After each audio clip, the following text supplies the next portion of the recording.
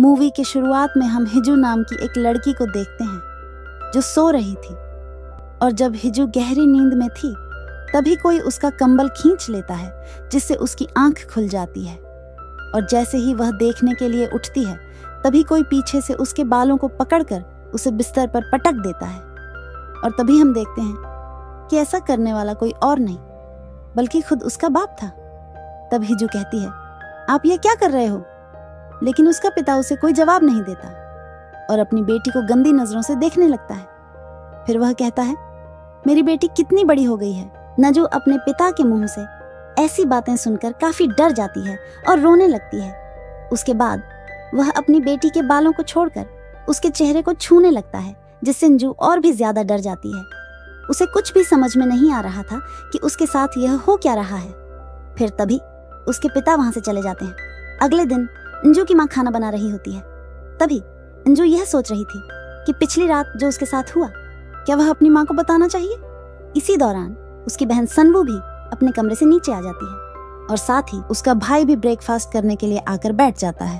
तभी उसके पिता भी ब्रेकफास्ट के लिए वहां पर आ जाते हैं और ऐसा बर्ताव करते हैं जैसे पिछली रात उन्होंने कुछ किया ही ना हो। यह देखकर अंजू सोचती है कि कल रात तो ये मुझे बुरी नजरों से देख रहे थे और आज इतने अनजान क्यों बन रहे हैं। इसी सोच में अंजू उठकर वहां से चली जाती है। तभी वहां उसकी माँ आकर खाना टेबल पर जोर से पटकती है। यहाँ किसी को भी समझ में नहीं आ रहा था कि आखिर हो क्या रहा है। फिर उनकी माँ अजीब तरह से खाना खाने लगती है, जैसे कि वह कई दिनों से भूखी हो। उनकी ऐसी हरकतें देखकर उनके बच्चे डरने लगते हैं और उसका बेटा भी खाना उगल देता है। वह कहता है कि खाने में बहुत नमक है, पर तभी उनकी माँ उसी खाने को उठाकर पागलों की तरह खाने लगती है।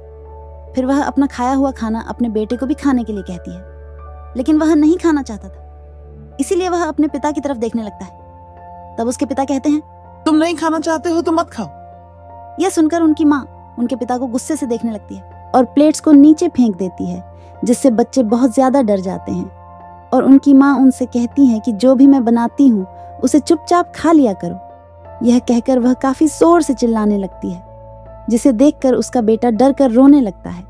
लेकिन अब सवाल यह है कि उनके साथ यह सब हो क्या रहा है। दरअसल वह लोग जब से नए घर में शिफ्ट हुए हैं उनके साथ ऐसे ही अजीब सी चीजें हो रही हैं और उनके पिता हर रात अपनी बेटी के कमरे में जाकर अजीबोगरीब हरकतें करता है। फिर उसके बाद जब सोनव नहा रही थी तभी उसके पास कोई आकर खड़ा हो जाता है। जब वह शीशे को साफ करती है तो वह डर जाती है। उसकी बहन उसे डरा देती है। उसके बाद वह दोनों अपने कमरे में आती है।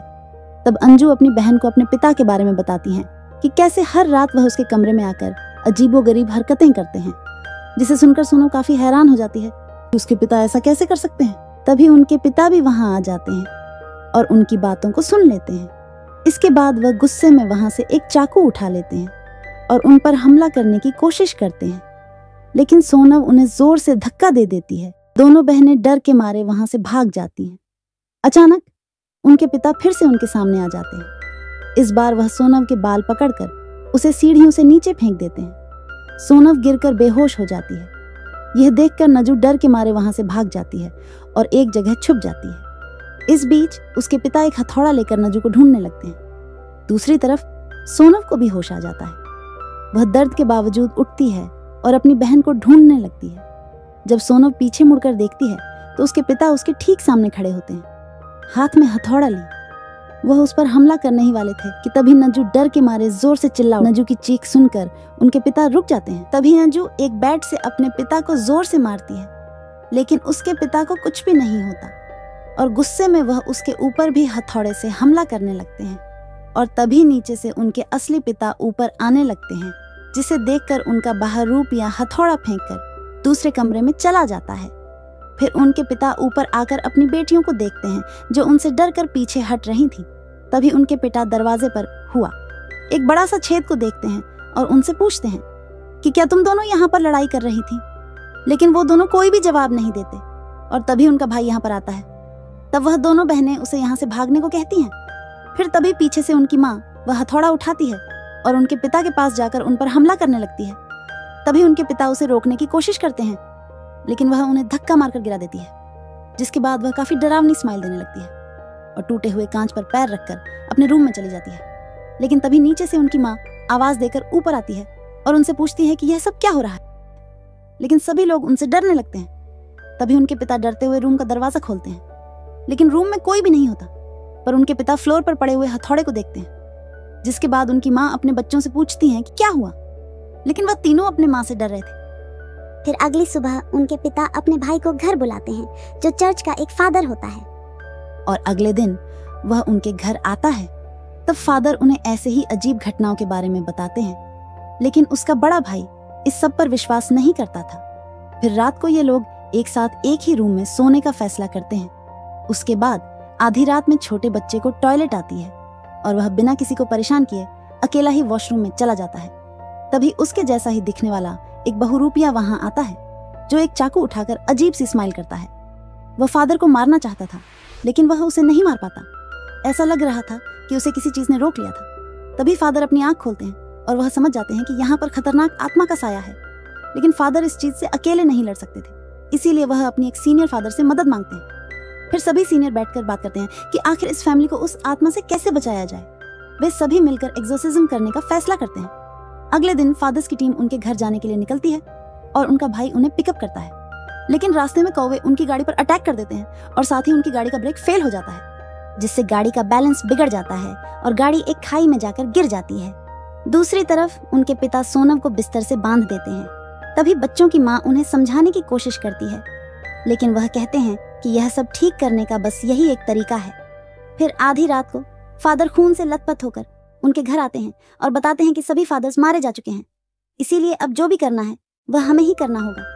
लेकिन फादर को इसमें डर लग रहा था, क्योंकि आखिरी बार जब उन्होंने ऐसा करने की कोशिश की थी तो उस आत्मा ने फादर के पूरे परिवार को मार दिया था। उन्हें डर था कि फिर से ऐसा ना हो जाए, और अगर ऐसा हो गया तो वह खुद को माफ नहीं कर पाएंगे, पूरी जिंदगी पछतावे में रहेंगे। तभी उनका भाई अपने घुटनों पर बैठकर उनसे विनती करता है, हमें किसी भी तरह इस शैतान से बचाओ, वरना वह हम सभी को मार देगा। ये सुनने के बाद फादर कैंडल्स जलाते हैं और सोनम के ऊपर होली वाटर छिड़कते हैं। तब सोनम चिल्लाने लगती है और उसे कुछ भी समझ में नहीं आ रहा था कि उसके साथ क्या हो रहा है। उसके बाद फादर सोनम के सीने पर एक क्रॉस रख देते हैं और उसे एक छड़ी से मारने लगते हैं। तब सोनम दर्द से चिल्लाने लगती है और उनसे पूछती है, आप मेरे साथ ऐसा क्यों कर रहे हैं?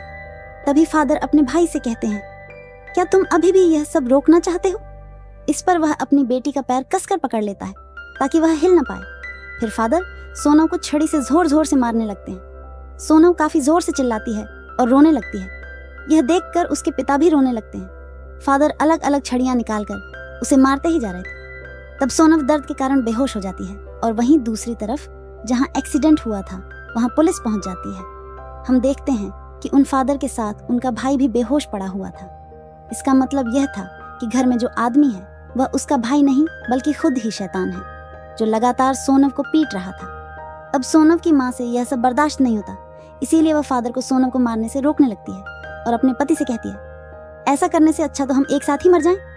लेकिन वह अपनी पत्नी को धक्का मार देता है और अपने भाई से ऐसे जारी रखने के लिए कहता है। तभी उसकी पत्नी उससे कहती है, तुम डरपोक हो जो गलत का साथ दे रहे हो।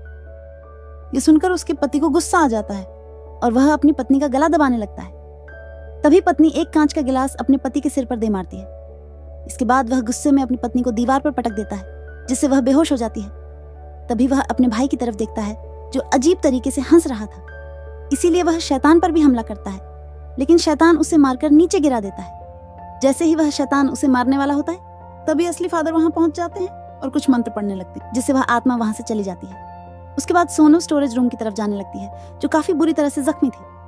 वह अपने पिता की तरफ देखते हुए पूछती है, तुमने मुझे इतनी बुरी तरह मारने क्यों दिया?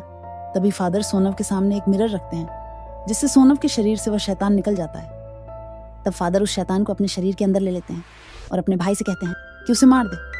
इस पर उसका भाई टूटा हुआ क्रॉस फादर के सीने में घुसा देता है, जिससे फादर और वह शैतान दोनों एक साथ मारे जाते हैं। और इसी के साथ ये मूवी यहीं पर खत्म हो जाती है।